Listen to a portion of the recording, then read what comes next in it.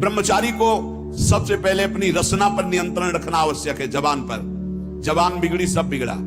गंदे आचरण वाले, जिनको पवित्रता का ज्ञान नहीं, जिनको केवल अर्थ पिशाच हैं, नाना प्रकार की अपवित्रताएं करके तुम्हें भोजन परोसते हो, गरम गरम तुम्हारे सामने आया, तुम अमृत समझ के खा रहे हो, तुम्हारी बुद्धि नहीं खराब हो जाएगी?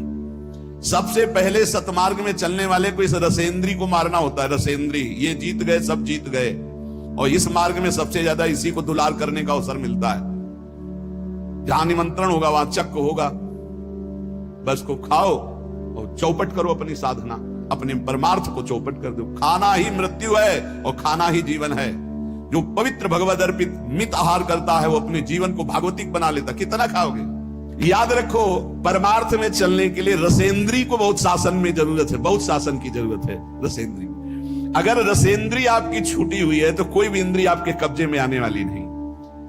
भोजन किया जाता है जीवन रखने के लिए, प्राणों का पोषण। और आप ये समझो, जैसे आप 400 ग्राम अन्न पा लिए तो आपकी जीवनी शक्ति उसमें पचाने में कम लगेगी और आपके चिंतन में ज्यादा लगेगी। 800 ग्राम डाल लिया।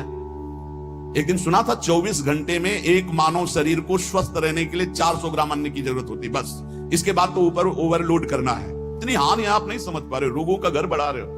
थोड़ा भोजन करो, सात्विक भोजन करो, और ऐसा भोजन करो जिसमें तेल आदि गरिष्ठ पदार्थ ज्यादा न हो, तो आपकी जीवनी शक्ति बढ़ेगी। आप उसी जीवनी शक्ति से भजन करेंगे।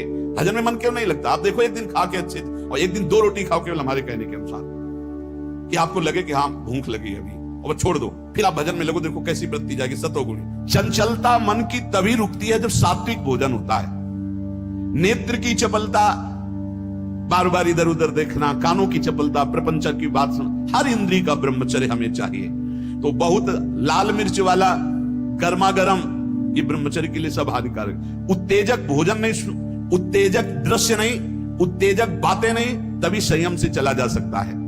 प्रतिदिन एकाग्रता पूर्वक कुछ सदग्रंथों का स्वाध्याय सबको करना चाहिए, सत्संग सुनना चाहिए, परम पवित्र महाभागवतों के चरित्र पढ़ने चाहिए, सरलता पूर्वक विश्वेश्वर भगवान की प्रार्थना, उनका नाम जप करना चाहिए।